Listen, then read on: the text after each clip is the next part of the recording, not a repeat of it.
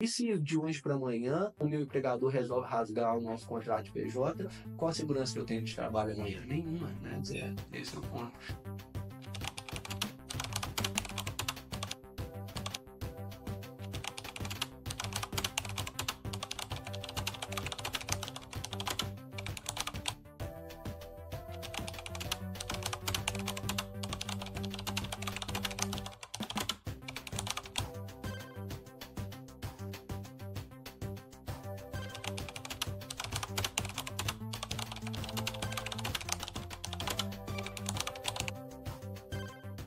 Quando a gente está falando de um contrato com pessoa jurídica, a gente está falando de uma terceirização, então pode ser realmente uma empresa com uma empresa, mas nesse contexto a gente está falando até de um indivíduo que se torna uma empresa, então que assina ali um contrato de prestação de serviço individual, né? E que pode ser os mais variados formatos. Então, essa média de remuneração a mais de 30, 40% vai ter que ser comparada com aquilo tudo que não está previsto naquele contrato. Né? Então, por exemplo, quando a gente está falando de um regime da CLT, né, aquela sorte de garantias para o trabalhador, né, como 13º salário, férias remuneradas, né, FGTS, o Fundo de Garantia por Tempo de Serviço, contribuição para o INSS, a consequente aposentadoria, auxílio, licença, maternidade, paternidade, tudo isso pode ficar, não necessariamente vai estar, mas pode ficar de fora do contrato com o PJ. Né? Então tem que se ter muito cuidado, né, nesse tipo de comparação. Colocar mesmo na ponta do lápis o que está entrando, o que não está entrando no contrato de trabalho.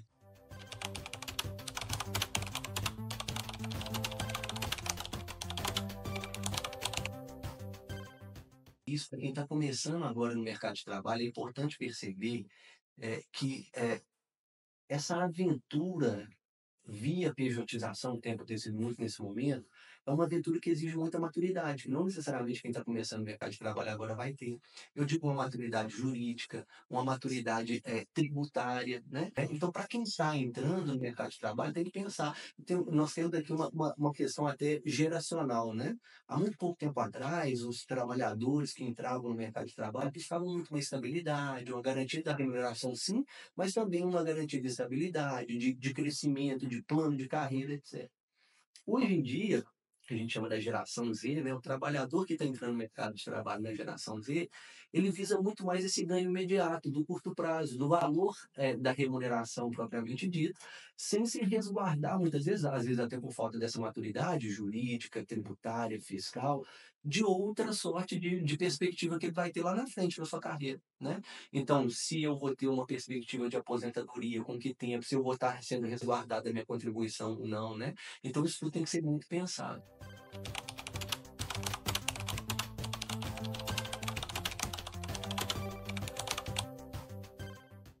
E sabe por que se arrepende? Se arrepende porque transferiu para si a responsabilidade de fazer esse julgamento de risco. Não é que eu não tenho plano de saúde, mas agora eu não ganho mais como PJ, então eu preciso fazer o meu plano de saúde por fora. Só que até que ponto a gente tem essa maturidade e esse discernimento e até essa maturidade financeira com os meus gastos no mês a mês para eu saber isso, da minha contribuição lá para frente, para o meu plano de saúde, para as férias, né?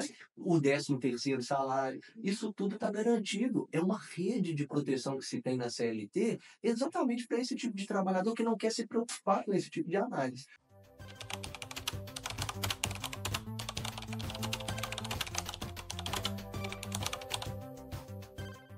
A gente pensa no contexto brasileiro, a flexibilização da legislação trabalhista de 17 para cá, finalzinho de 2017 para cá, isso tudo vai influenciar nesse poder decisório. O Supremo Tribunal Federal deu a cartada de autorizar a pejotização, inclusive da atividade fim das empresas. Então, se antes a empresa terceirizava um determinado setor, eu vou terceirizar aqui a segurança predial, eu vou terceirizar aqui a limpeza do edifício. Hoje ela pode terceirizar, usar a pejotização para a contratação dos trabalhadores, até mesmo na sua atividade fim, naquilo que ela é feita. Então, a pejotização está disseminada. E muito, muito além disso, a gente começa a ver uma máscara, né? É uma maquiagem que se faz num tipo de trabalho anterior para beneficiar aquele que está contratando, né? É claro que vai ter gente que trabalha via PJ e que é super bem sucedido e que consegue cuidar disso tudo. Agora, se isso é aquilo que deve estar na legislação da maioria dos trabalhadores entrantes no mercado, isso se torna muito perigoso, né?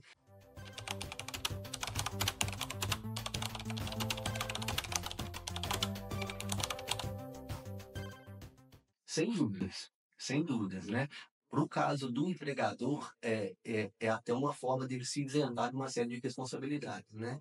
Eu não estou falando só do encargo trabalhista com férias, FGTS, as férias remuneradas, ainda terceiro salário, né, o auxílio doença, a licença maternidade, licença paternidade, né.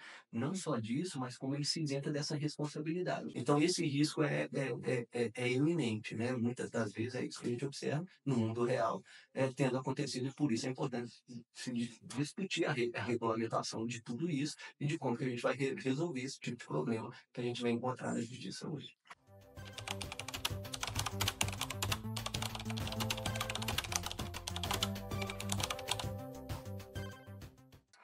Eu não tenho dúvida que é de fato mais fácil. É de fato mais fácil no curto prazo, né.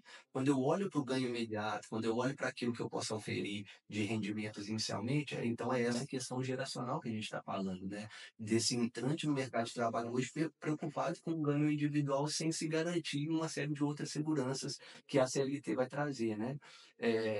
Agora, verdade seja dita, é uma deturpação muito grande do que é a consolidação das leis do trabalho, né. É como se a CLT, lá eu estar no ônibus todos os dias, eu responder a um chefe, então é o fim da liberdade, né? Eu perdi minha liberdade de trabalhar quando eu quiser, como eu quiser, com quem eu quiser, né?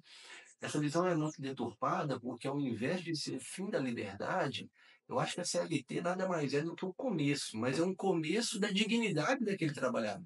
E aí a gente volta naquela discussão inicial, né? Será mesmo que esse influencer, né, essa pessoa que está ali trabalhando no dia a dia na internet, ela está fazendo mesmo essa sua contabilidade ali individual, fazendo essa sua separação do que é resguardo por causa da saúde, do que é para as férias, entende? Do que é para a aposentadoria, né? Então, assim, é uma visão deturpada pela falta de maturidade dessa faixa etária, né, que a gente tem hoje entrando no mercado de trabalho tão influenciado pelos grandes influenciadores aí digitais, né? Então a gente vive nessa dinâmica, influencia e segue, né?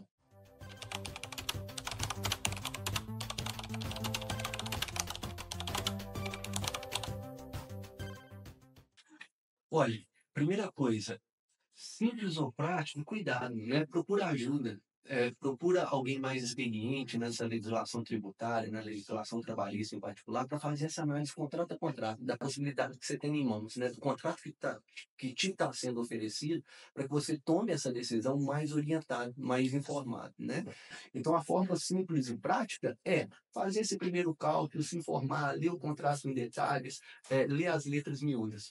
Feito isso, passar dessa etapa, procura ajuda, procura alguém que conhece mais do setor, que tem um pouco de experiência nessa área, dá uma olhadinha nessa questão dos encargos, né, dos auxílios, do fundo de garantia, das férias, né, das licenças, do INSS, né? Quem que vai ser responsável pela sua contribuição para a aposentadoria? É você individualmente ou a empresa também vai ter parte dessa contribuição? Então, coloque isso tudo na ponta do lápis, que a gente vai perceber que grande parte das vezes, né, principalmente para quem está entrando no mercado de trabalho agora, é melhor dar esse salto no novo, esse salto no escuro, com uma rede de proteção que a CLT muitas vezes vai trazer para o trabalhador que está se aventurando no mercado de trabalho.